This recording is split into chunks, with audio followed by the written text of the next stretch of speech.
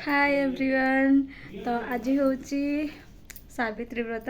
तो मुझे देखूँ पूरा ठीक शाढ़ी फाड़ी पिंधि सारे रेडी भी हो गले सावित्री पूजा पाई। तो काली भी मुझे मेहंदी करी देखूँ मोर मेहंदी काली भी नुहे सका ही मेहंदी लगेली काली मन नाला तो सका लगे 8टा खंड टाइम ही लगे तो एमती मोर कलर आसबे मु पूरा रेडी फेडी हो सारे पूरा देखूँ मोर गेट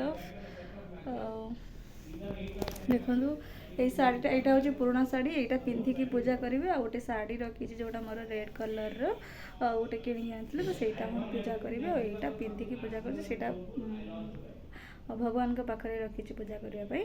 तो चलो रेडी करवा पूजा। तो सावित्री स्पेशल समस्ते तो भल भल करुवे बाकी मंदिर जाऊनी घरे करुँची कहीं बाहर रोचे। तो ये गुड़गाँव रोचे जो कौन कहना जो मंदिर जीवु तो ये ब्राह्मण पूजा करती निजे निजे करने पड़े तो से मंदिर न जाकि लक्ष्मी नारायण फोटो रखिकी मु घरे पूजा करुँची।